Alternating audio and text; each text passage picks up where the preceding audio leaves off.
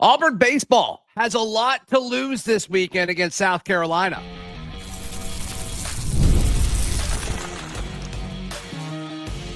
You are Locked On Auburn, your daily podcast on the Auburn Tigers. Part of the Locked On Podcast Network, your team every day. Yes, welcome on into Locked On Auburn, your daily Auburn Tigers podcast. I'm your host, Zac Blackerby, and thank you so much for making Locked On Auburn your first listen every single day. We got a bonus baseball preview show, and who better to talk about this weekend series against South Carolina than baseball's Lindsay Crosby. You can find all of his Auburn baseball stuff over at the Barn, auburn.com, and of course, the Barn Baseball Show. Lindsay, we'll talk about Chris Rembert. Does he deserve to be the SEC Freshman of the Year? Yes. But let's jump into what we need to see this weekend when Auburn takes on the South Carolina Gamecocks. The South Carolina Gamecocks, not a good team when it comes to SEC standards. They're in the mid-60s when it comes to RPI. When you look at Auburn right now, D1 Baseball has them as the 6th overall national seed in their latest postseason projections. I think you could argue that with South Carolina being where they are and Auburn being where they are, like Auburn has a lot to lose this weekend. A series loss here would look really bad. It would be terrible timing for the Tigers. Yeah, the floor this weekend needs to be 2 wins. Like that is the floor. It is, and I do think sometimes people conflate baseball and football. It is not realistic to ask them to sweep everybody, right?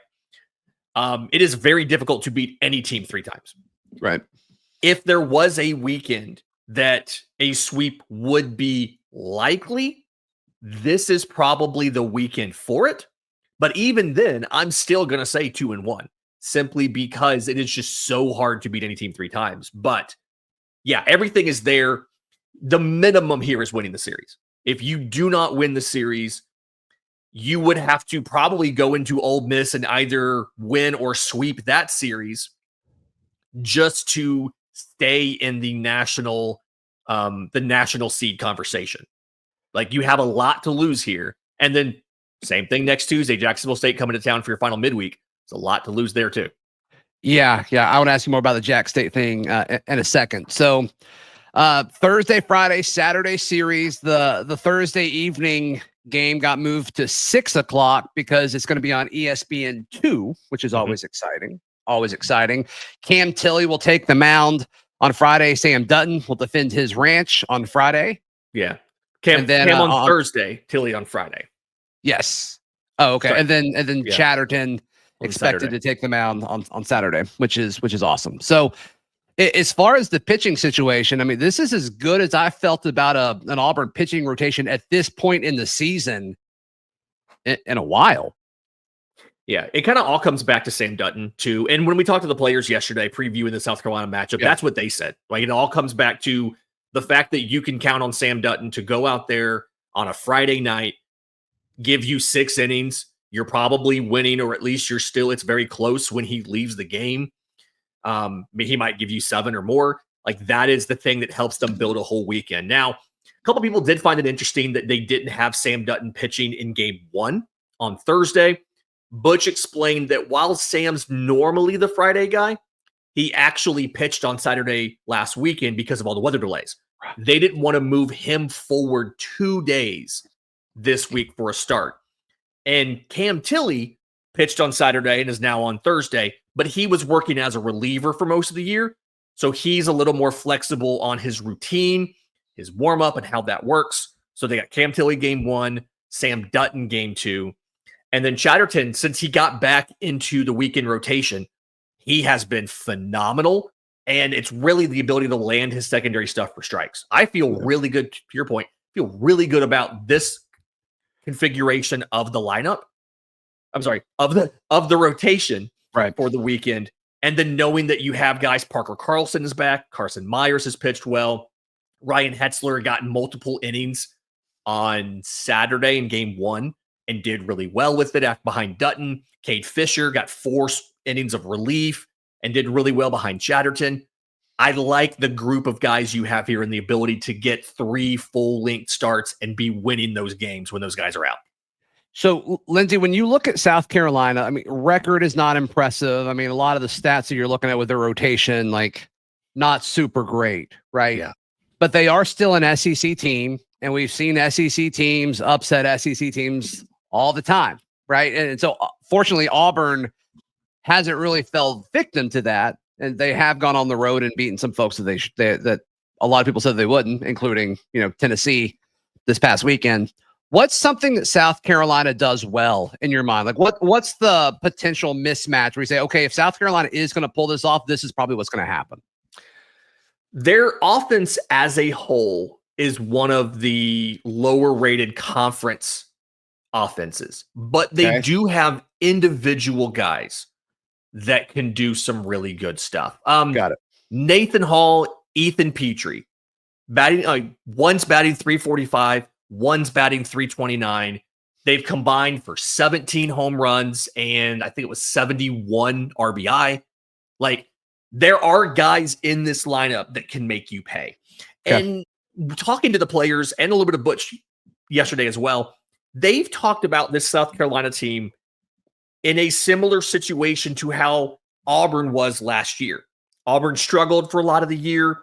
They won those final two SEC series last year. And it's carried over into this year. Auburn has let you know that too. Oh yeah, Auburn makes sure that you know that like they've won 7 of the last 9 SEC series. In the preview they sent out year. the media, the first note is Auburn's the only team in the league to win 8 of its last 10 series dating back to the final 2 weekends of last season. We thought they might be done with that. They are not. They are not done with that. No. But South Carolina's potentially in a similar place. They've got some guys that can beat you, and they've got a couple pitchers that when these guys are on, provided they're not walking a ton of batters, they can turn over a lineup a couple times. Dylan Eskew has had walk problems.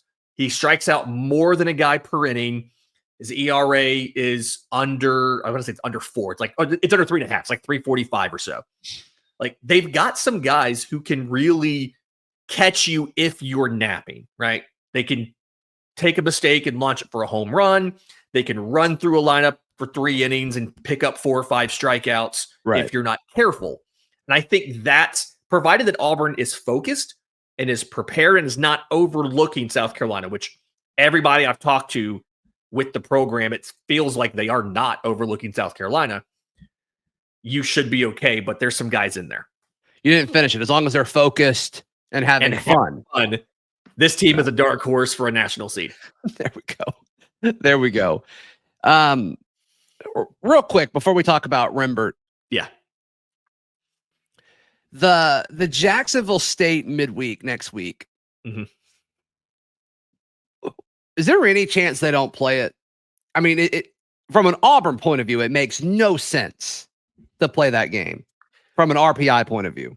You are like there is when we were talking to Butch, he didn't directly address Jacksonville State, but some of the things he said makes it sound like he's aware that they may end up not playing that game, whether it's on Jacksonville State side. Auburn's never really been the school that wanted to cancel a midweek for RPI reasons. But it did happen a few years ago, didn't it? It did happen a few years ago, and I think there was some sort of other mitigating circumstance. Like weather or something? Weather, some travel mess up or something, and they just ended up banging the game.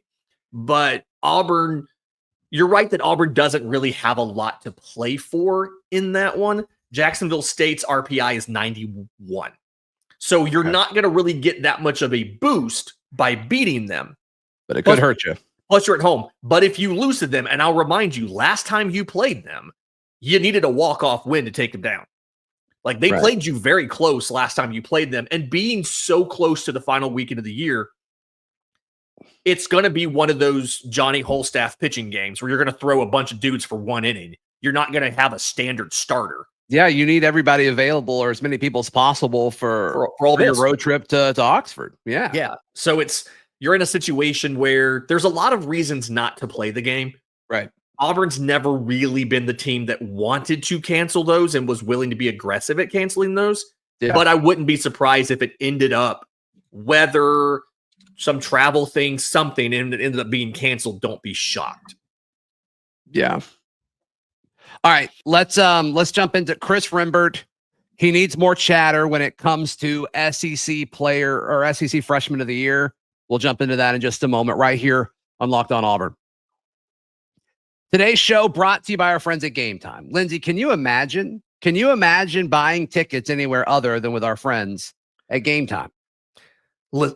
Listen, I go to Auburn baseball and I'm in the press box, right? Sure. If I was not in the press box, though, the thing that I would do to get tickets to Auburn baseball, because they're sold out, is go to Game Time. Because the Game Time app, down the app, code Locked On College gets you $20 off. That's right. That's right. Let me, I just pulled it up right now. This weekend series, people are like, man, Auburn baseball is exciting.